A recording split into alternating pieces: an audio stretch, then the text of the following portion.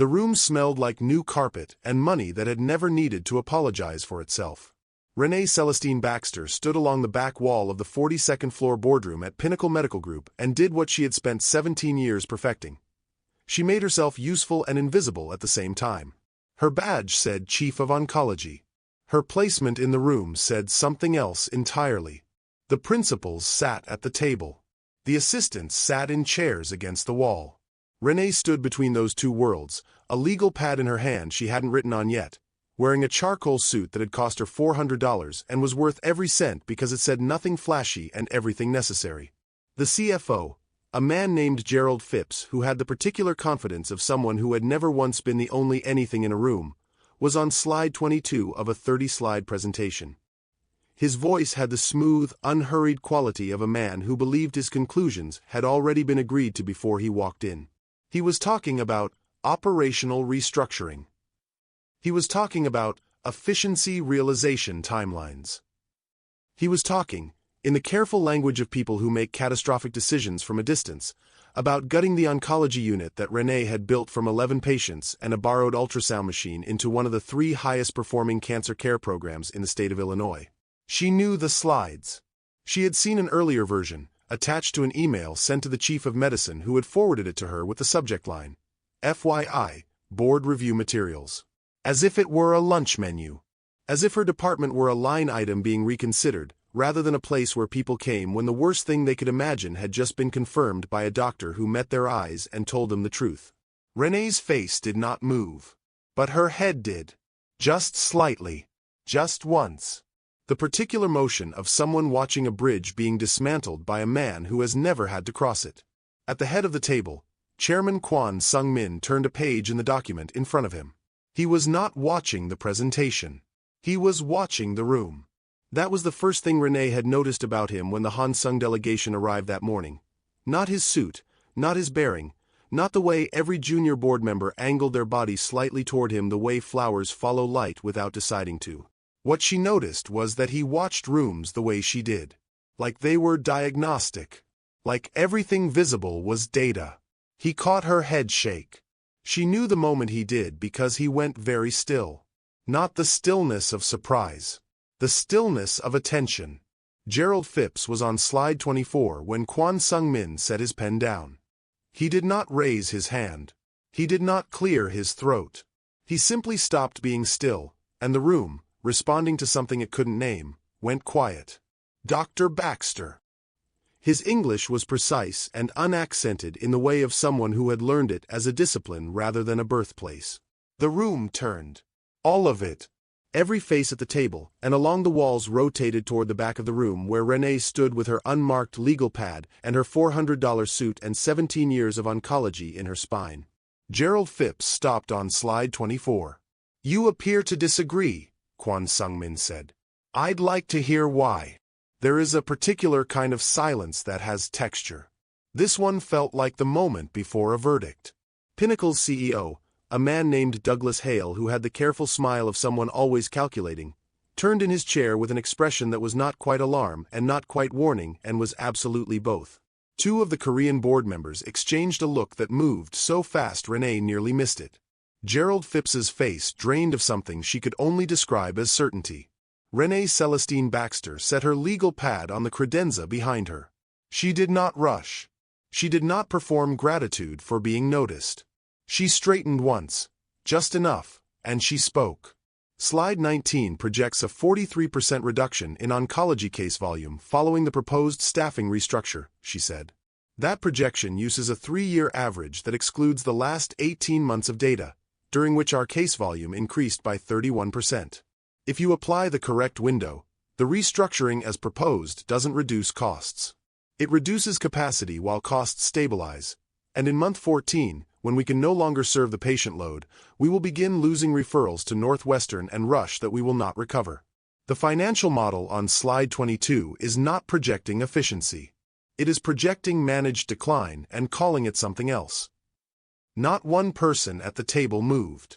Sung-min looked at her for a moment, the way a person looks at something they weren't expecting to find in a room that was supposed to contain only what was on the agenda. Then he picked up his pen and wrote something in his notebook. He wrote for longer than a single word required. "Thank you," he said. And then, without consulting anyone, "We'll take 15 minutes." The room exhaled. Chairs shifted. Douglas Hale stood with the careful speed of a man who needed to get to Renee before someone else did. Gerald Phipps closed his laptop with a sound like a period at the end of a sentence nobody had finished writing. Sung Min did not stand yet. He looked at what he had written. Then he looked up, not at Douglas Hale, who was already moving toward the back of the room, not at his own board members who were gathering themselves, but at the door Renee was walking through.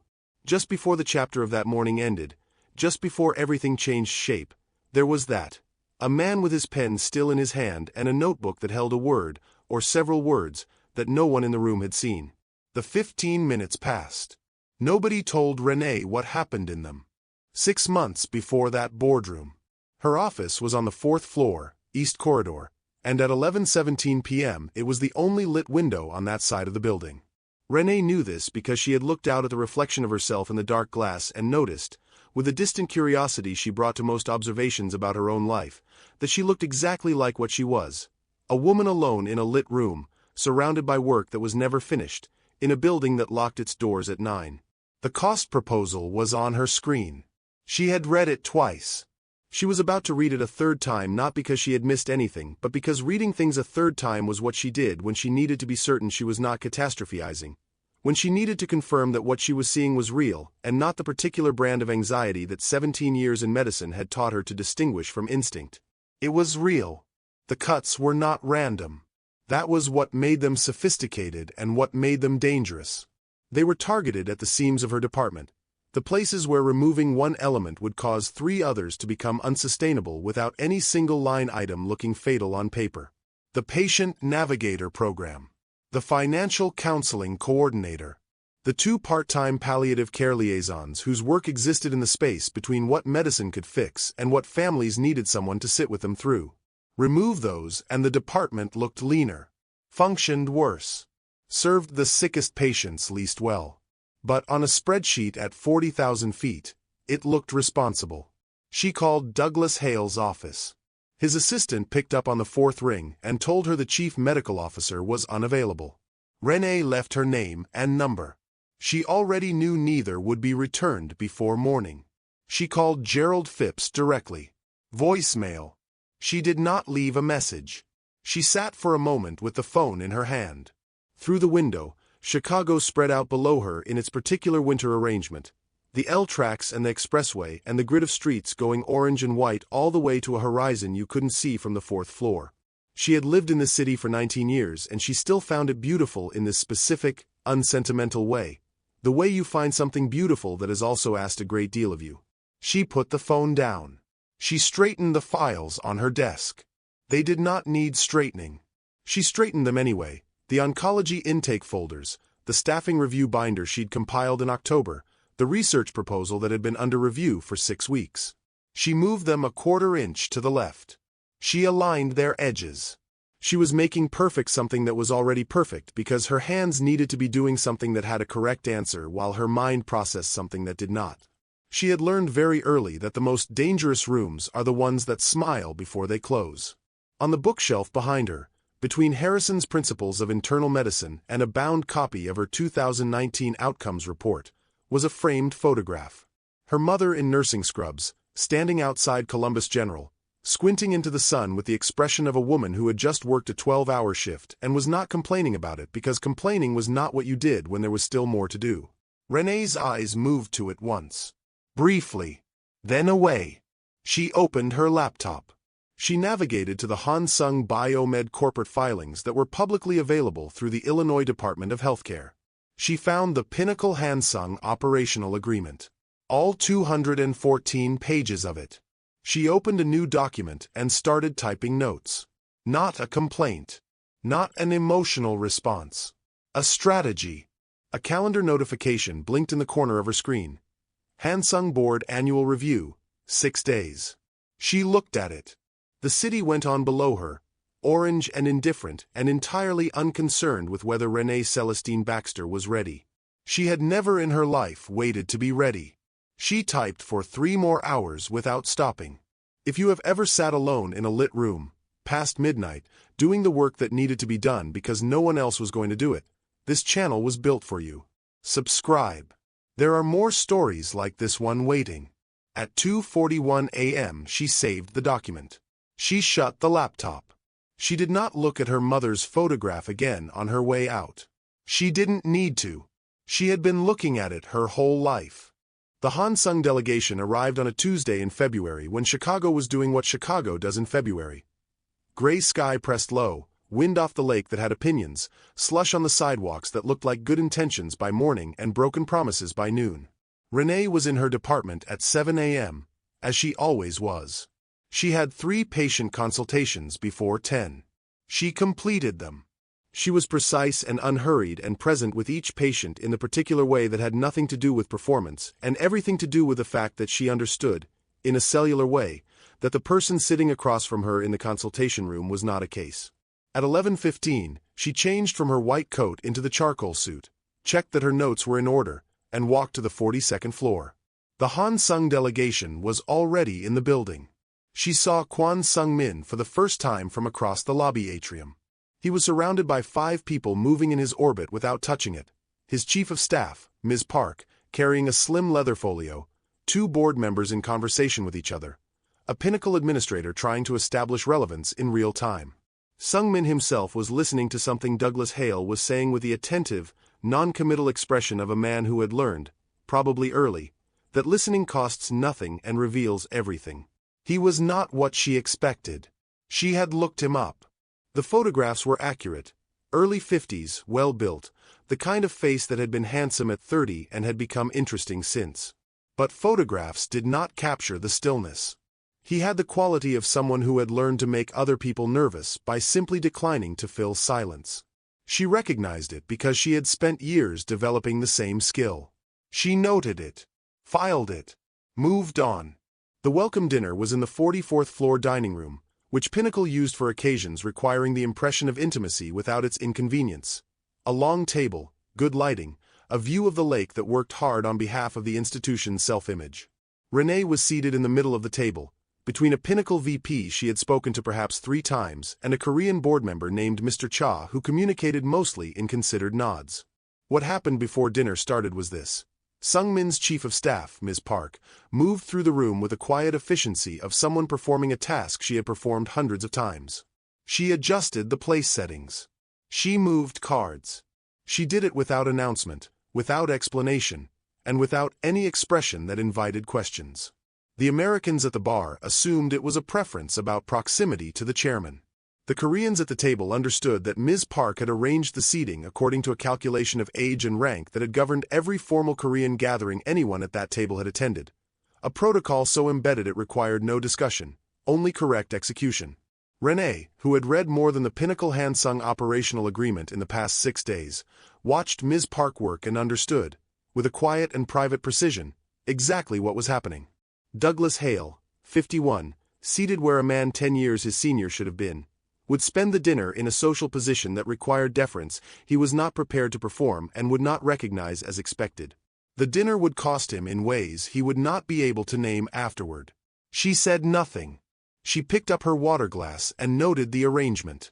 Across the table, Sung-min was watching her watch Ms. Park. Their eyes met for exactly 1 second. Not warmth. Not recognition of attraction. Something more precise than either. The look of 2 people who have just confirmed a hypothesis about each other. Then Douglas Hale, glass raised, said, "We've always admired the Korean approach to efficiency. The discipline of it. Something we're always looking to learn from." The table went briefly, carefully still. Sung-min smiled. It was a complete smile, socially. It occupied all the correct real estate on his face. It did not reach the place behind his eyes where his actual thoughts lived. Renee set her glass down. "I think what's remarkable," she said pleasantly into the pause, "is that Hansung's strongest numbers have come from their least efficient investments, the long-cycle programs that didn't return value for 4 or 5 years. The oncology partnership model in Busan being one example. The patience required for that is more unusual than any efficiency metric." She said it the way she delivered difficult diagnoses, with complete calm, no performance, and information that changed what the conversation was about. Douglas Hale looked at her as if she had said something in a language he was just now realizing he didn't speak. Sung-min picked up his fork. "You've read our Busan reports," he said. "Not a question." "I've read everything publicly available," she said. It seemed relevant. He looked at her for one moment more. Then he turned to the board member on his left, and they began a conversation in Korean that the table could not follow. Under the table, without any visible shift in his posture, he had reviewed the evening differently than he had 30 seconds ago. After dinner, in his suite on the 48th floor, Sung-min reviewed the next morning's agenda. Under Renee's name, additional attendees. Not presenter. Not contributor. Additional. He looked at it. He took his pen and he drew a single line under her name. He did not write anything else. That same night, 3 floors below, Renee's phone buzzed on her nightstand. She read the email from Douglas Hale's office. Observer status, it said. Effective tomorrow's session. No explanation. No discussion. She read it once. She read it twice. Then she placed the phone face down on the nightstand and looked at the ceiling and let herself feel what she actually felt for exactly 60 seconds. The cold, specific anger of a woman who knew exactly what this was, before she picked the phone back up. She had 6 hours until morning. She did not use them to sleep. She was in the room before anyone else. That was not unusual. What was unusual was where she was sitting. Along the wall. Behind the principals. In a chair that was identical to the one at the table except for everything that mattered about it. Its relationship to the table, its visibility, its assumption about who was there to speak and who was there to observe. Renee sat in it with the upright, unhurried posture of someone who had decided, at some point before she walked in, exactly how she was going to occupy a room that had decided she did not belong at its center. She had her legal pad. She had her pen.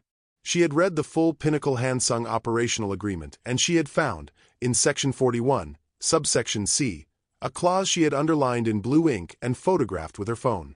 She waited. Gerald Phipps took them through Slide 19. Slide 20. 21. The room had the particular quality of meetings where the conclusions are supposed to be pre-agreed and someone hasn't agreed.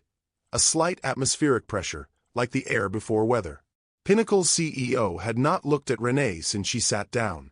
Gerald Phipps had not looked at her either, which suggested he knew she was there and had made a decision about what that meant. Renee's eyes moved across the slide. The projection error she had identified 6 nights ago at 11 p.m. was still there. They had not corrected it. Either they had not found it or they had found it and decided it did not require correction because no one at the table would catch it. She was not at the table. Her head moved. The small, almost imperceptible shift. Not frustration, not defeat. The specific motion of a diagnostician who has confirmed a finding she was hoping was wrong. At the head of the table, Kwon Sung-min, who had been watching the room in the way she had come to understand was simply how he moved through rooms, went still. Then he set his pen down. He looked at her directly. He said her name and the room turned, and that moment, which she had not asked for, had not arranged, had not known was coming, happened the way real things happen, without a soundtrack, without warning, without any of the ceremony that retrospect would eventually assign it. She spoke. She had already spoken this part in her head 100 times in the 6 days since she read the proposal, and she delivered it now with the clarity of something that has been precise for a long time and only needed the correct occasion. When she finished, Gerald Phipps's face had performed several emotions in sequence. Douglas Hale had the expression of a man recalculating something he thought was settled. Sung-min wrote in his notebook for longer than a single word required. Then he called the recess. She moved through the doors and into the corridor. She was not shaking. She never shook. What she did instead was walk to the window at the end of the hall and look at the city below because it was something to look at that was not the room she had just left, not the faces of the men who were in it, not the reflection of herself performing steadiness. The Chicago skyline was doing what it always did. Being there. Being enormous and indifferent and available for whatever a person needed to project onto it. Dr. Baxter. She didn't turn immediately. She gave it one breath. Sung-min was standing a respectful distance away, not close enough to impose, far enough that leaving was still an option she visibly had. He was not smiling. He was not performing any particular warmth. He looked like a man who had a genuine question and had decided to ask it. "The Patient Navigator Program," he said. "How does case volume flow through it?" She turned. She looked at him for a moment, assessing, professionally automatic, and then she answered. She gave him the structure of the program, the intake process, the average case complexity, the downstream effect on physician hours and family communication and treatment compliance. She gave him numbers because numbers were what she trusted and what she had. She gave him nothing personal and nothing approximate. He listened the way he watched rooms. Completely. He wrote something in his notebook. She watched him write without asking what it said. When she finished, there was a pause. Not uncomfortable. The kind of pause that has content, something in it that neither person addressed. He looked at what he wrote. He closed the notebook. "I'll need to see your full program analysis," he said. Officially. She heard the word. She understood what it meant in the way that people who read contracts understand the weight of procedural language. A paper trail, a record, something that exists in a system and cannot be informally set aside. She did not say any of this. "You'll have it by morning," she said. He nodded once. He walked back toward the boardroom. She watched the door close behind him, and then she turned back to the window and let the city absorb the next 60 seconds without performing anything for anyone. She had already started composing the analysis in her head before she reached the elevator. Some stories are not just about what happens. They're about the strength it takes to stand your ground, to protect your dignity, and to demand respect, even when the world tries to take it from you. If you've ever had to make a choice that tested your courage, or refused to be bought, silenced, or pushed aside, then you're in the right place. This channel tells stories about women who cannot be broken, and the people who learn, sometimes too late, that integrity cannot be bought. Welcome to Afro Korean Tales and Stories. She worked through the night the way she had worked through hundreds of nights, without drama, without self-pity, without the particular romance that people who have never had to do it tend to assign to working alone after midnight. Her apartment was on the north side of the city, a 12-minute drive from Pinnacle, and it looked like the home of someone who read constantly and cooked occasionally and had long ago made peace with the idea that beauty was allowed to be functional. Books in stacks that had a logic only she could follow. A fiddle-leaf fig in the corner that was losing its third leaf of the year and which she watered anyway, Tuesday and Friday, without negotiation. The analysis was 104 pages by 4 a.m. She cut it to 67. She cut it again to 51, keeping only what was necessary and letting nothing in that could be read as argument rather than evidence. She knew the difference. She had been making it for 17 years. She printed it. She drove to Pinnacle at 6:30 in the morning, and she left the bound copy with the after-hours security desk addressed to Chairman Kwon Sung-min, care of Ms. Park. She did not include a cover letter. The work did not need a cover letter. The work was its own argument. At the morning session, she sat in her observer's chair along the wall. She had not been informed of any change to her status. Sung-min opened the session. He set his notebook aside and he picked up her analysis.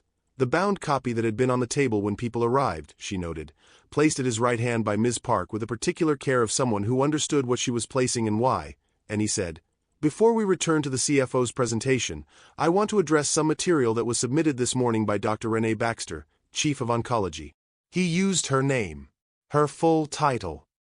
He attributed it to her by name, in front of the full board and every Pinnacle senior leader in the room. The CFO's face moved through its stages. Gerald Phipps had the specific expression of a man watching a document he thought was contained become uncontained.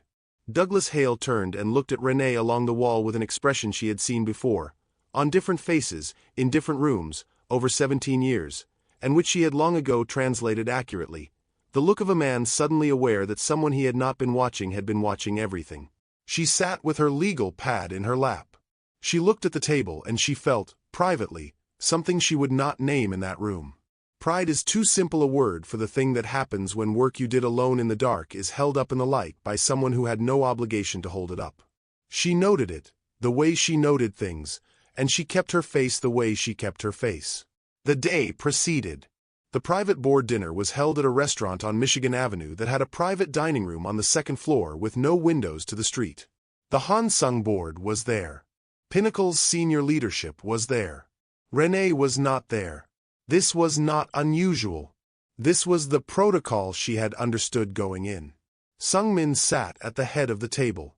The dishes arrived in the order Ms. Park had specified to the kitchen staff that afternoon. Not the order the restaurant typically used, but the one that placed the shared plates where they could be correctly offered, by seniority, as the Confucian logic of the table required. None of the Pinnacle attendees noticed. Sung-min noticed that they didn't notice, and this told him something he already knew and had been hoping to be wrong about. Gerald Phipps had waited until the second course. He had been patient, which was unusual for him, which meant someone had advised him to be. The oncology program, Gerald said, in the particular tone of a man establishing a conclusion before anyone agrees to it. Sentimentally important. Obviously. But from a pure efficiency standpoint, an inefficiency we can no longer justify at the current operational load. Sung-min picked up his chopsticks. He put them down. He had never, in 52 years, put a thing down and left it there. He reached for his water glass instead. He drank. He looked at the table and something moved through his face, not visible enough to call an expression, the internal motion of a man arriving at a cost he had not finished calculating. The conversation moved forward. He let it move forward. He did not speak about the oncology program. He did not say the word inefficiency back in the tone it deserved. He asked a question about the radiology department's digitization timeline, and the table turned toward it gratefully, the way a table always turns toward the thing that asks the least of everyone. He went back to his hotel room at 10:15. He sat down on the edge of the bed. He did not take off his jacket. He did not turn on the television. He sat in the particular dark of a hotel room in a city that was not his, and he looked at the wall, and he stayed there, in that position, for a long time. We stayed with him. Because this is the part of a man's story that no one usually sees. Not the moment of action, not the moment of redemption, but the moment before both of those, when he knows what he is and has not yet decided whether he can stand it. By Thursday morning, the board's audit team had been in Renee's department for 40 minutes before she arrived. She knew because Marcus, her lead attending, texted her at 7:12. 3 people. Conference room B. They asked us not to call you. She was in the elevator before she finished reading it. The audit team was conducting what Hansung's review process called a Tier 1 Stakeholder Efficiency Consultation, a formal mechanism, technically within the scope of the board's operational review authority, that permitted direct interviews with department staff without requiring department chief notification. It was in the agreement. Renee had read it. What the agreement did not specify was the manner of notification, which was how 3 people from Hansung's financial review division had walked into her department at 6:50 a.m. and positioned themselves in conference room B with a legal pad, a laptop, and a list of her staff's names. She stood in the corridor outside conference room B. Through the narrow vertical window in the door, she could see Marcus sitting at the table with 2 of the Hansung auditors, his hands folded in the way of a man making a careful effort to appear cooperative. He was cooperative. That wasn't the point. The point was that someone had calculated that accessing her staff directly, before her arrival, in her department, would produce different information than accessing them with her present. That calculation was correct. Which meant someone understood her well enough to route around her, which was not a comfort. She did not open the door. She pulled out her phone. She opened her email. She wrote one message, addressed to 5 people. Douglas Hale, Gerald Phipps, Ms. Park, the Pinnacle Board Liaison, and Kwon Sung-min. The subject line: Formal Request, Department Chief Review Access. The body was 3 paragraphs. The first cited Section 41, subsection C of the Pinnacle Hansung Operational Agreement, which guaranteed department chiefs' participation in all efficiency review consultations affecting their unit. The second noted the time the consultation had begun and the time of her arrival. The third requested an official meeting, within 24 hours, to review the scope and findings of the consultation before any conclusions were submitted to the board. She copied everyone. She sent it. Then she documented. Time: 7:34 a.m. Location: Conference Room B, Oncology, Floor 4. Attendees visible through door: Dr. Marcus Webb, 2 unidentified Hansung review staff. Duration of pre-notification consultation: approximately 44 minutes as of documentation time. She sent it to herself and to her personal email as a timestamp. She did this standing in the corridor, calmly, while her department moved around her. The morning shift beginning, the orderlies with their carts, the nurse at the station who glanced at Renee and then looked carefully away, understanding that something was happening that did not require her involvement. Darlene found her there at 8:15, after the consultation had ended and the audit team had moved on and Marcus had come out of conference room B with the expression of a man who had been well behaved in a room that had not deserved it. She brought 2 cups of coffee. She handed one to Renee without ceremony, the way you hand something to a person you have known long enough to skip the offering of it. "You look tired, Dr. Baxter," Darlene said. "I'm fine," Renee said. Darlene looked at her. Not with concern exactly, with the particular quality of attention of a woman who has known another woman long enough to hear the space around what she says. She held that look for 1 beat longer than the exchange required. Then she nodded, once, and moved back toward the station. The coffee cup stayed in Renee's hand, warming her palm. She stood in the corridor with it, and she was fine. She had always been fine. She had been fine in every room that told her she wasn't necessary, every meeting where she was an additional attendee, every morning she arrived before the building unlocked to build something that someone else was always prepared to call an inefficiency. She was fine the way a structure is fine after it's been load tested. Still standing, every joint knowing exactly what it held. At 4:45 she put on her coat and picked up her bag. She had heard nothing from Douglas Hale. She had received an auto-response from Gerald Phipps's assistant. From Ms. Park, a one-line acknowledgement that her message had been received and forwarded to the appropriate parties. From Sung Min, nothing. She walked toward the elevator. Dr. Baxter. He was standing in the lobby. Not near the security desk, not near the entrance, in the center of the lobby, in the open, in the specific position of someone who has thought about where to stand in a way that communicates that they are not hiding and not performing an accident. Kwon Sung-min looked like a man who had spent the day doing something that cost him. "You copied Ms. Park," he said. "I copied everyone," she said. She did not stop walking, exactly, but she slowed enough to make the conversation possible without making it comfortable. "I need to explain." "You owe me a meeting," she said. "An official one." She held his gaze for one clear, level second. "Tomorrow morning, 8 o'clock. Something moved in his face. Not chastened, something more complicated than that. The expression of a man who has just been reminded of the difference between being sorry and making it right. 7:55, he said. She looked at him for just a moment longer. Then she walked out through the lobby doors into the February cold, and the city received her the way it always did. Without ceremony, without approval, entirely without concern for whether she needed either. She was there at 7:55. He was already in the room. That was the first thing she noted. Not with warmth, not with suspicion, but with the automatic precision of a woman who notices everything and assigns meaning to nothing until the evidence instructs her to. His tea had been there long enough to stop steaming. He had not arrived for appearance. He had arrived early because the work required it, which was either the truth or a very good performance of it, and she had not yet decided which. Ms. Park sat to his left. Carl Briggs from Pinnacle's legal department sat to his right with the posture of a man hoping to be furniture. Renee sat across from all 3 of them, set her folder on the table, and did not open it. Sung-min pushed a document toward her. 12 pages. Hansung's internal formatting. She recognized it from the operational agreement, the numbered structure, the precise subheadings that left no grammatical room for ambiguity. She read it the way she read everything. From the beginning, completely, without performing the reading for anyone watching. The patient navigator program was protected. The palliative care liaisons were protected. The financial counseling coordinator had been restructured to part-time rather than eliminated, which was not what she wanted and was survivable.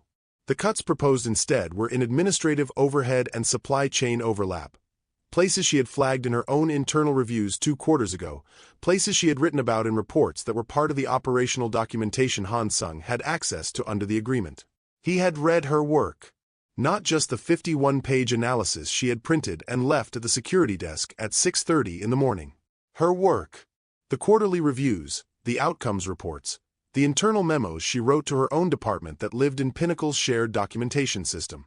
He had found the places she already knew were soft, and he had used them instead of hers.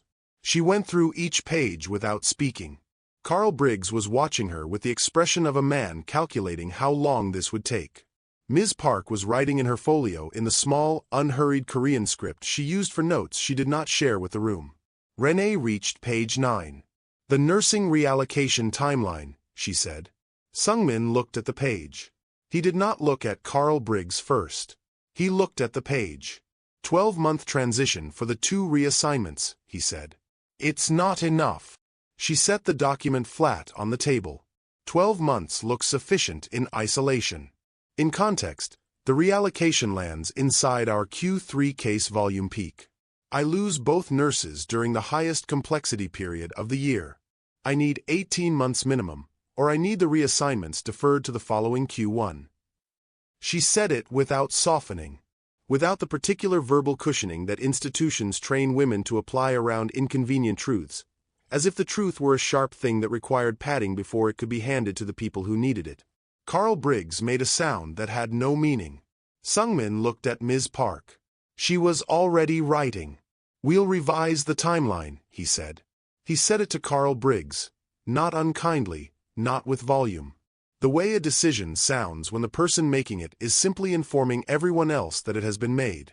Carl Briggs's pen stopped. He looked at Sungmin with the expression of a man reviewing whether the morning had gone the way he had been told it would go. It had not. The meeting concluded in 35 minutes. Carl Briggs gathered his papers with the speed of someone who had a phone call to make. Ms. Park closed her folio. They filed out. The door closed. Sungmin stayed in his chair. The room had the specific quality of a formal space after the formality has ended. A loosening of atmosphere, like a breath let out. He closed his folder. He looked at the table. Your analysis saved 3 clinical programs, he said. He said it the way people say things they have decided to say rather than things they are deciding whether to say. Not performing it. Reporting it. I want you to know that. Renee picked up her copy of the counter-proposal. She squared the pages against the table and slid them into her folder. She stood. I want you to know, she said, that I didn't do it for you. She said it without malice. Without performance. The complete truth, stated in the register she used for complete truths. Calm, direct, absent of anything that required a reaction. She walked to the door. Behind her, Kwon Sungmin sat in the empty conference room with his closed folder and his cooling tea and whatever a room holds when it has just shown a man the exact distance between where he is and where he needs to be. She did not look back to measure the distance on his face. She had learned, across the long course of her life, that some things settle more honestly when you leave them alone to settle. If you have ever walked out of a room where your work finally spoke for itself, after years of doing it right and being told it wasn't enough, this channel was made for women like you. Subscribe. Come back. There are more stories here. The 3rd week arrived carrying the specific pressure of finality. Renee felt it in the department, the way Marcus lingered 2 beats too long in doorways, the way Darlene restocked the supply cabinet with a thoroughness it had never received, the way her attending physicians moved through rounds with a slightly elevated focus of people performing competence under observation, even when no one was observing. Institutions have weather. Her people could feel the front. On Tuesday, Sungmin and Douglas Hale closed themselves in the 41st floor conference room for 3 hours. Renee was not invited. She had not expected to be. She knew about it because Marcus heard it from someone in administration who had booked the room, which was how information moved in hospitals. Not through official channels, but through the people who maintained the spaces those channels occupied. By 4:15, Douglas Hale's office had distributed a summary. The counter-proposal framework would move forward as the basis for final agreement. Her department was protected in the ways the counter-proposal had specified. The nursing timeline revision was in the language. She read the summary twice. She found what she was looking for in the 3rd paragraph, a clause about follow-up audit authority, granting the board's Financial Oversight Committee broader discretionary latitude in initiating future reviews than the original operational agreement had provided. It was not a crisis. It was the kind of language that could become a crisis, given motivated people and the right circumstances. She noted it. She added it to the file she maintained on her personal drive alongside everything else. When Sungmin's request came through Ms. Park that afternoon, a working session, 6 p.m., her floor, final technical review before formal submission, she said yes because the work required it and because she had not yet determined what the follow-up audit clause meant in the hands of someone who intended to use it. She arrived to find the documents already spread across the table and 2 cups of coffee that had been arranged and then ignored. Her floor, she noted. Her building, her corridor, the floor that smelled like her department and had her name on the board outside the chief of oncology suite. He had come to her. She sat. She opened to page 3. They worked in the particular silence of 2 people who are thinking rather than merely not speaking. He found ambiguities. She resolved 2 and explained why the third was intentionally open. It preserved departmental flexibility in reporting cycles that fixed language would eliminate. He read her explanation. He crossed out his flag without comment. He was on page 11 when he reached up and took off his jacket. He set it over the back of his chair. He rolled his left cuff once, then his right, to just below the elbow. He picked up his pen. He looked back at the page. Renee had been reaching for her own copy of page 11. Her hand slowed. She looked at the room, not at him, at what the room had just become.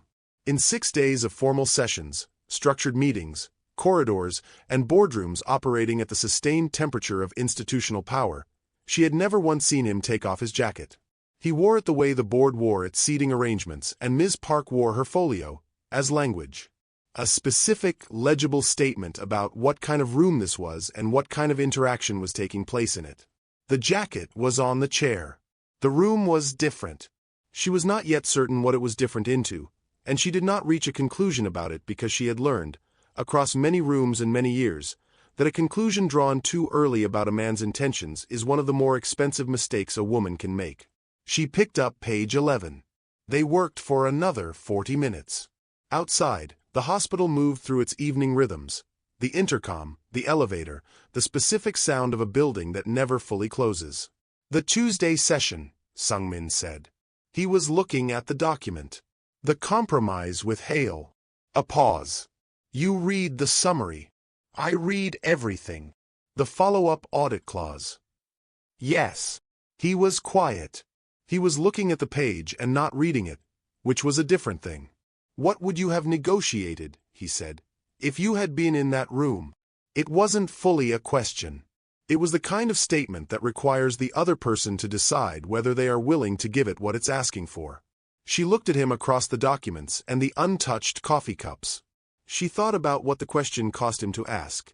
A man who had been in those rooms his entire life, asking a woman who had never been invited into one what she would have done inside it. She told him. She walked through every clause she would have contested. She named the alternative language for the follow-up audit provision.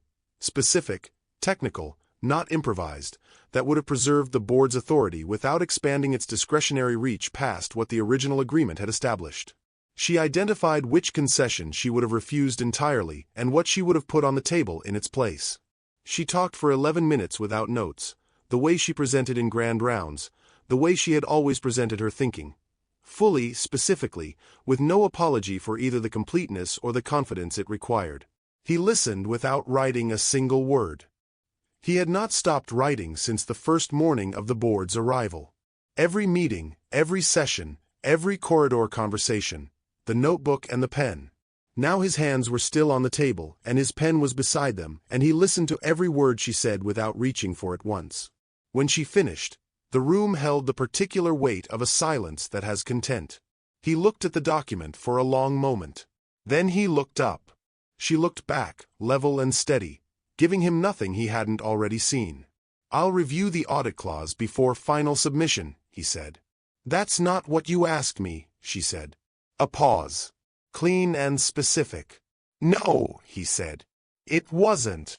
The final terms were submitted Thursday morning. By Thursday afternoon Renee had read them in full for the 3rd time, and she had found it on page 38. Appendix D, subsection 4. Performance benchmarks for the oncology unit.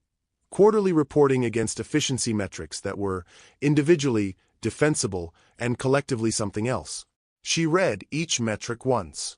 She read them together, the way symptoms present individually as minor and together as a diagnosis. The baseline was wrong. Not accidentally wrong, specifically wrong, in the way that required selecting the wrong reference population on purpose or by a negligence so targeted it was indistinguishable from purpose. The national average used excluded academic and specialized oncology centers by definition, which meant it excluded every institution that operated the way Pinnacle's oncology unit operated. Applied to her actual numbers she knew the way she knew her own handwriting, the unit would miss the benchmark in the first reporting quarter. She kept reading.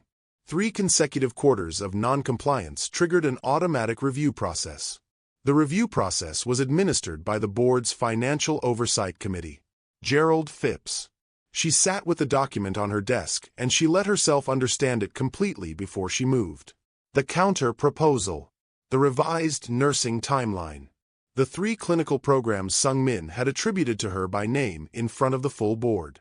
All of it standing, all of it real, all of it surrounded at a distance of 38 pages by a mechanism that would produce the original result anyway. Quietly, documentably, with the appearance of data behind it, in 18 months. The precision of it was almost impressive. Almost. She put the document down. She called her mother. Her mother answered on the second ring, alert the way she had always been alert. 30 years of nursing shifts had made her body a thing that did not fully release its readiness even in retirement. "Renee, baby." "Hey, Mama." Renee was on the couch with the document on the coffee table and the fiddle leaf fig losing its 4th leaf in the corner of the room. She looked at the figure. She did not look at the document. "Tell me about Cleo." A pause. Soft and familiar. "Baby, Cleo's been gone 15 years. "I know. Tell me anyway." And her mother told her. She told her about a retriever mix with one ear that never stood up correctly, acquired when Renee was 9 from a shelter in Columbus, kept through every relocation and revision of their family's life until Renee was 26. She told it the way she always told it, unhurried, with the specific details intact, the way her mother always kept the specific details of every good thing intact, as if precision were a form of love. Renee listened with her eyes on the fig and her feet on the couch cushion and the document sitting where she had left it, unmoving. She thanked her mother. She said she loved her. She hung up. She sat in the quiet apartment in the dark that had come up while she wasn't tracking it. The city outside was doing its Friday evening thing. She thought about a hotel room on the 40th floor of a building 3 miles from here, and a man she had watched sit in his own dark and stay there. She had not known about that moment when it was happening. She understood it now in a way she hadn't before, the way you sometimes understand another person's private experience only after you have stood in the same room they stood in.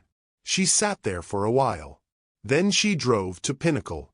She found the 39th floor at 7:15, walked the corridor to the office Sung Min had been using, and knocked. He answered himself. Shirt sleeves. Collar open. A pen in his hand and the look of a man who had not slept in the simple, restorative way sleep is supposed to work. Behind him the desk had documents on it, and a laptop and a room service tray that had been moved to the side without being finished. She walked past him. She placed Appendix D, 1 page, her copy, subsection 4 marked in blue ink, on his desk in front of him. She stood. She waited. He picked it up. He read it once. He read it again. His face did not perform surprise. It did the specific thing that faces do when they are recognizing something rather than encountering something new. The stillness of a person who knows the handwriting on the wall because they have seen it before in another room, in another country, in another acquisition that ended 2 years later with a department dissolved and a report that said the numbers hadn't supported continuation. His jaw set. His hand tightened briefly around the page and then released. He lowered it to the desk. The pen was still in his other hand. He set it down. He set it down with the deliberateness of someone putting something away that they no longer intend to use for its original purpose. "Dr. Baxter," he said. His voice had changed. Not volume. Quality. The specific quality of a voice after something has left it. Not strength. Not control. The comfortable assumption of clean hands. "I have to. I have documentation," she said. "Time-stamped. Everything I submitted, everything I was given, everything in between. The dates show when this appendix was inserted relative to the version you and I reviewed together in this building 8 days ago. He looked at the page on his desk, then at the wall. His hand went flat on the desk, fingers spread, the way a person steadies themselves against a surface when the ground has moved. "I know who put it there," she said. He was quiet for a long moment. "Yes," he said. Low. Specific. The voice of a man arriving at the full cost of a thing he had not yet finished calculating. "I know too." She picked up her bag. She walked to the door. She had given him what the situation required. The rest was his. He made 2 calls to Seoul that night. Renee didn't know about them while they were happening. She was asleep, the first real sleep she had managed in days, the dense and dreamless kind that the body demands when it has been running on a form of fuel that isn't sustainable. She slept for 6 hours. She woke at 5:45 with the specific clarity of someone who has made a decision without knowing when exactly they made it. She was in the department by 7. 3 consultations before 10. She completed them in the complete way she always completed them. Her full attention given to each person in each room, not as performance but as the actual practice of what she understood her work to be. Between the second and third, Marcus stopped her in the corridor with his careful, information-delivering expression. "Board liaison," he said. 11 o'clock. 41st floor. And then lower. "They asked me not to tell you right away." She finished her 3rd consultation. She reviewed the quarterly outcomes report due the following week. She took the elevator to 41 at 10:50. The room was small and deliberately inoffensive, the kind of space designed to feel like a conversation and function as a procedure. Carl Briggs. Gerald Phipps with a yellow legal pad and an expression he had arranged before walking in. A woman from Hansung's compliance division against the wall with a laptop open to a document Renee could not read from where she sat. They offered water. She declined. Gerald Phipps opened with a particular cadence of a man who has rehearsed being reasonable without having considered whether the thing he is being reasonable about is worth the reasonableness. Her concerns regarding the final terms were valued. The process had always been designed to be collaborative. The appendix benchmarks were standard Hansung performance language applied consistently across all portfolio partnerships. He used the word collaborative the way a person uses a word they have been told to use, at intervals too regular to be natural, as though it were a medication he had been prescribed for this specific situation. She listened. Her hands were in her lap.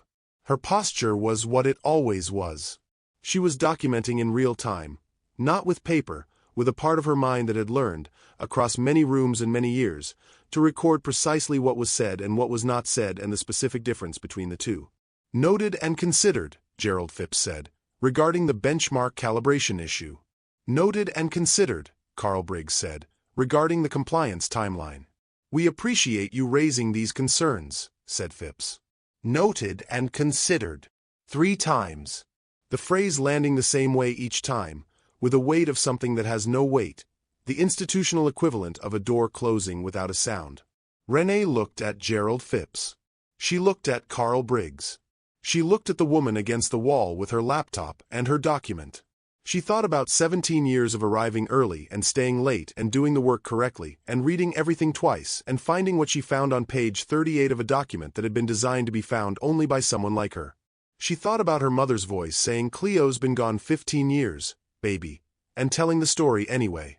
She thought about the pen Sungmin had set down on his desk and left there. She picked up her bag. She pushed her chair back. It made a small, clean sound against the floor tile. Carl Briggs looked up from his legal pad. Gerald Phipps paused mid-sentence in a way that suggested the pause was involuntary. She stood. She straightened once, the way she always straightened, not performance, just how she occupied space. She walked to the door. "Dr. Baxter," Carl Briggs said. She stopped. She turned. She held him with the full, level attention she brought to everything. Not anger, not contempt, simply the complete and undivided fact of her presence, looking at him clearly, with nothing between them and the truth of what this meeting had been. 1 breath. 2. She walked out. The corridor received her the way corridors always did, with its ongoing indifference, its afternoon shift sounds, its smell of floor wax and recycled air. She walked through it. She was not shaking. She was not relieved, exactly, or not only relieved. She was the specific thing that lives on the far side of a decision that cannot be walked back. Certain. Not triumphant. Certain. Those are different. She had reached the elevator bank when her phone rang. She looked at the screen. Kwon Sung-min. The elevator arrived. Its doors opened with the patient mechanical indifference of something that will simply open and close again regardless of what the person in front of it decides to do. She stood there with her phone in her hand, and the doors open and the corridor behind her and the choice in front of her, which was not really a difficult choice, but which she gave one full moment to anyway, because she had learned to be deliberate with the things that matter. She pressed answer. Dr. Baxter. His voice was different than it had been even the night before. Something had moved in it, or moved out of it. Something that had been taking up space. Mr. Kwon. A pause with weight in it. I need you to hear what I'm going to do before I do it, he said. And I need you to tell me if there's a reason I shouldn't. The elevator doors closed on their own. She was still in the corridor.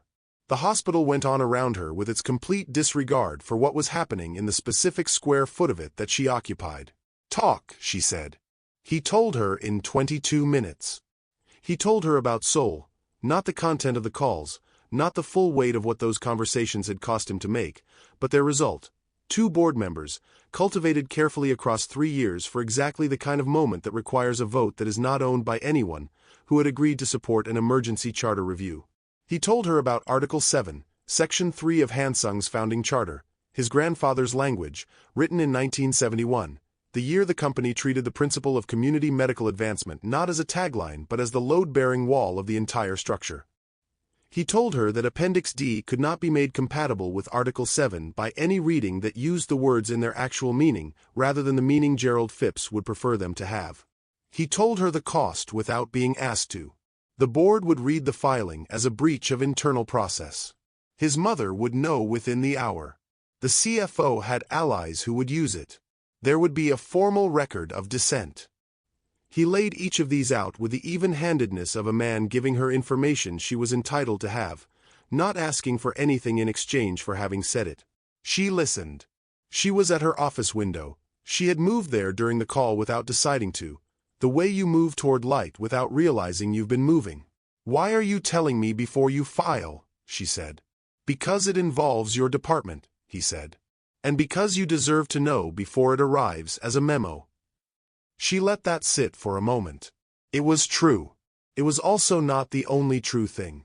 And, she said. The pause was long. Not evasive. The pause of someone choosing the honest version over the easier one. Because I didn't want to do this and have you find out I'd done it without telling you, he said. That's the full answer. She looked at the city. The late afternoon light was doing the thing it does in March, coming in low and sideways and turning everything it touched into something more specific than it usually appeared. The L tracks going copper, the windows of the buildings across the street going gold, the lake in the distance flat and pewter and enormous. She thought about the room she had just left, and the 3 times Gerald Phipps had said noted and considered, and the chair she had pushed back from the table. She thought about the documents on her personal drive. She thought about what it means when you have done every correct thing inside the system provides, and the system has simply rerouted around you, the way water routes around an obstruction without acknowledging that the obstruction exists. Is there a reason I shouldn't? He said. No, she said. File it. A pause. There's something else. His voice shifted in the way of someone approaching the harder item on a list they have been building toward. About who put the clause in. Beyond what you already know. Tell me. He told her. The clause had not been inserted by Phipps acting alone. It had been drafted in consultation with Douglas Hale, who had been informed of Renee's concerns about the original proposal 3 weeks before the board's arrival, by the chief of medicine, who had forwarded her email, the one she'd sent marked confidential, to Hale's office within 24 hours of receiving it. The line at the security desk at 6:30 in the morning. The analysis she had stayed up all night to build. The email she had sent in good faith to a man she had assessed as supportive, vague, and useless. Useless was wrong. I know, she said. She said it quietly, which was not the same as saying it without force. I had most of it. I needed the last part. "I know you did," he said. They were quiet for a moment. Not uncomfortable, the specific quiet of two people who have just said what needed saying and are letting it settle into its actual shape. "You should know," he said, "that what I'm about to do will cause problems for you here after I leave." "Hale will." "I know what Hale will do," she said. "I've known what men like Hale do since my first year of residency. I'll be here when you're gone. I know what I'm walking back into." He was quiet for a long time. "Yes," he said. "I believe you." At 9:14 p.m., in his hotel room, Kwon Sung-min opened the Hansung internal filing portal. The emergency charter review form was 14 fields. He had filled in 13. He sat with the 14th, a checkbox above the signature line that said, "I understand this filing may trigger a full board governance review and accept the associated responsibilities," for 4 minutes and 11 seconds. He had counted. Later, he would not be entirely sure why he had counted. His phone showed a voicemail from his mother. Her name on the screen, her voice waiting in the small recorded silence that voicemails occupy. He set the phone face down on the desk. He checked the box. He hit submit. The following morning, Ms. Park handed him the session agenda with the particular care she brought to things she considered important. At the back was a single additional page, not part of the official documentation, added by her own discretion. Presenting parties: Dr. Renee Celestine Baxter, Chief of Oncology, Pinnacle Medical Group. Sung-min held the page. He read her name. He read her title. He read the word presenting. He set the page down and he looked at the window for a long time, at the city going about its morning in complete ignorance of what was about to happen in it. He thought about 52 years of rooms he had been prepared to lead and a wall he had kept between himself and the cost of leading them honestly. Something in his chest had the specific quality of tightening before a thing that cannot be undone. He thought, good. She arrived at 8:49. Same room. Same mahogany, same carpet, same window, same water glasses that would go untouched. The Hansung nameplates at their positions by seniority. Everything the same, except for the chair she sat down in, which was at the table this time, and which changed everything the room meant without changing anything the room contained. She set her folder in front of her. She folded her hands on top of it.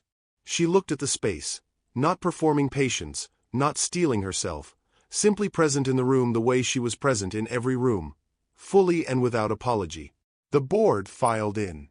The Hansung members in their correct order. Carl Briggs with his legal pad. Gerald Phipps with the expression of a man who had spent the weekend consulting his allies and arriving at a strategy. The expression not of confidence but of its performance. Dr. Ji-Yun-Oh, Hansung Singapore director, who sat down without looking at Phipps and arranged her materials with the efficiency of someone who had decided something before she walked in. Mr. Beck, the longest-tenured board member, who had served under Sung-min's father and who took his seat at the end of the table and placed his hands flat in front of him and was still. Ms. Park came in last before Sung-min. She settled at her position, opened her folio, looked at Renee once, briefly, with the complete neutrality of a face that reveals nothing and understands everything, and looked away. Then Kwon Sung-min walked in. He was in his jacket. Of course he was. This was a formal session, a board meeting, and he was its chairman. But there was something different in how he wore it this morning.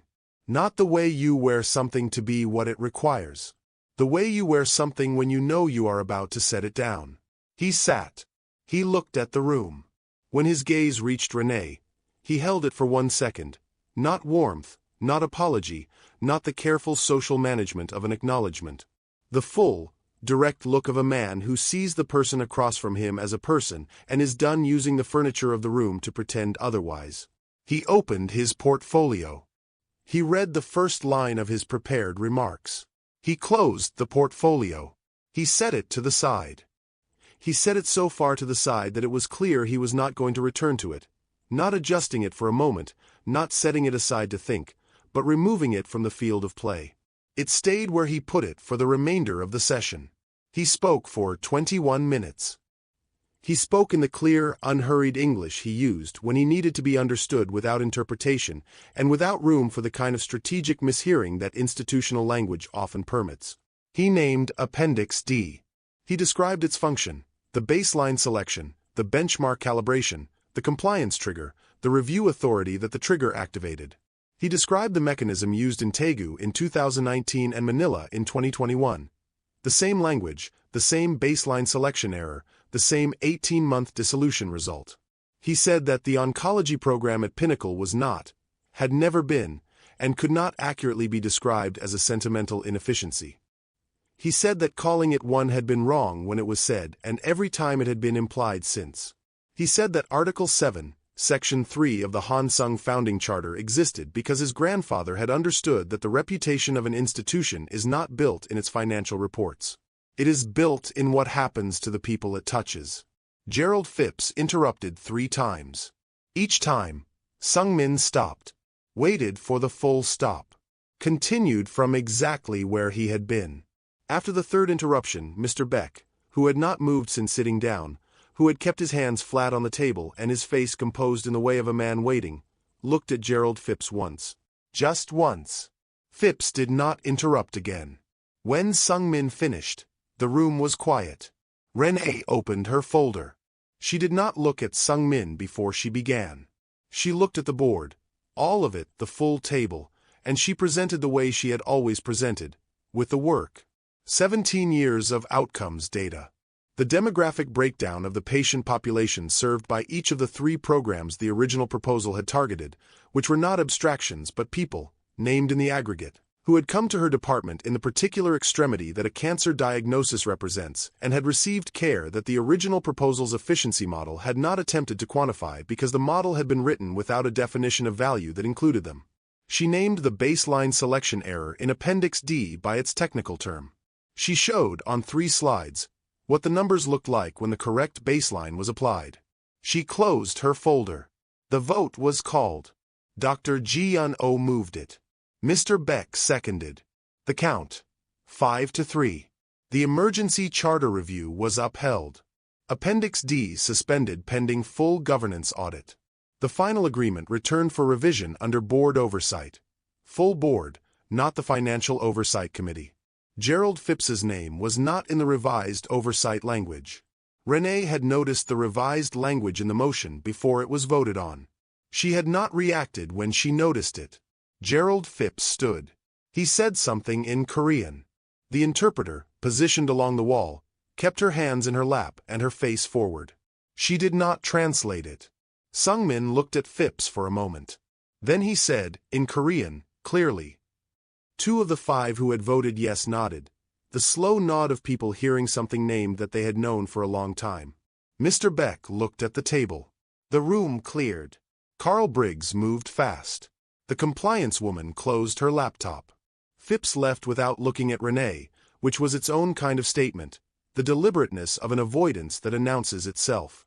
Ms. Park gathered her folio with the quiet efficiency of someone who would produce a complete and unsparing record of this morning in the script no one else read, for the record that no one else would be shown.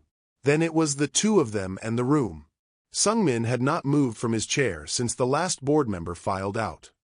He was looking at the portfolio he had set aside, his prepared remarks, closed, untouched for the last 21 minutes. He reached for it now. He picked it up. He held it for a moment, and what his face did in that moment was the thing that happened when a person holds something they no longer need and knows they no longer need it. Not relief, not triumph, the specific quiet of a man at the end of a performance he had been giving for so long that he had forgotten, somewhere along the way, that it was a performance. He stood. He walked around the side of the table. He stopped at the chair beside Renee's, the empty chair, the one where nobody had been sitting, and he set the portfolio down on it. He set it face down. He pressed one hand flat on its cover for just a moment, the way you press a hand down on something you are leaving. He left it there. He stepped back. He looked at her. His hands were at his sides. His jacket was on. He was standing in a room where he had just said every true thing he had been holding back for longer than this month, longer than this acquisition, the kind of true things that accumulate in a person when they have spent years performing agreement in rooms like this one, and his face in this moment had the quality of a face from which something has been removed that had been taking up the space where the actual person lived. Dr. Baxter, he said. He said her name differently than he ever had before. Not with formality. Formality had always been there, the careful professional address, the institutional distance. This was her name said by someone who had just decided that the distance was no longer something he was willing to maintain. It was a small difference. It was not a small thing. Renee looked at him. She looked at the portfolio face down on the empty chair. She looked at the room, the water glasses, the window, the lake going gray and enormous outside. Same time next year, she said. Something crossed his face, undefended, involuntary, arriving before he could have chosen to allow it or not. He made a sound that was almost a laugh. Then it became one. Quiet. Real. The kind of laugh that happens when something true finds a person without their armor on. She allowed herself a smile. Not the careful, calibrated expression she deployed in rooms that required management. A real one, from wherever real ones actually come from, at a man she had stopped trying to categorize because none of her categories had been built for him. She picked up her folder. He picked up nothing. He had already left the portfolio on the chair. She walked to the door. He followed. They walked out of the room together, not in step, not making a statement of it, simply walking out of the same door at the same time, which was different from every time she had walked through a door in this building and he had remained on the other side of a table, or a position, or the careful arranged distance between who was invited to participate and who was placed along the wall. In the corridor, the hospital continued. Someone's intercom. The afternoon light coming through the windows at the end of the hall. The smell of floor wax and whatever the building had been making for lunch. The complete ordinary continuation of a place that had not paused for any of this. Neither of them looked back at the room. Not to see if the chair approved of what they'd done. Not to verify that the portfolio was still there. Not to check whether the door had closed correctly, or whether the water glasses were still aligned, or whether the window still showed the lake. Not because they'd forgotten what was behind them. Because they had both, separately and at great personal cost, finally learned what it costs to keep looking back at rooms that were never going to tell them they were enough. The door closed on its own. In the empty boardroom, on the chair where no one had been sitting, the portfolio sat face down. The prepared remarks inside it untouched. The room exactly as they had left it. Waiting, the way empty rooms wait, for whoever would come next and what they would need to say. Renee Celestine Baxter had spent 17 years walking into rooms that were not built for her and leaving them more solid than she found them. She would do it again next week. Next month. As long as there were patients who needed her and systems that needed to be made accountable and doors that required someone willing to walk through them first. That was not a burden she carried. It was a practice she had chosen. There is a difference between those two things, and knowing the difference is one of the things that makes a life. She walked out of the building and into the March air, which was doing what March air in Chicago does. Cold enough to remind you that winter has not agreed to be finished yet, bright enough to suggest it might not matter. She walked to her car. She drove north.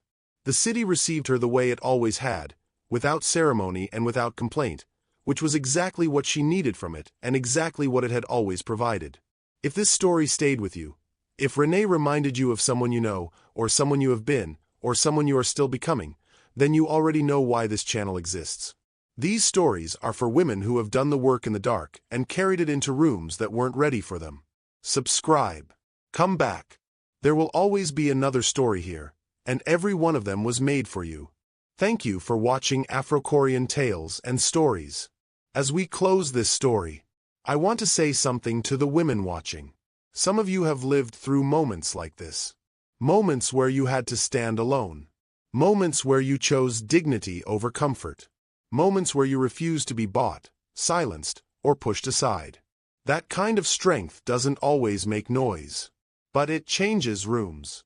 If you are a woman who believes respect is worth more than money, if you believe character still matters, if you believe dignity should never be negotiated, then this channel was made for you.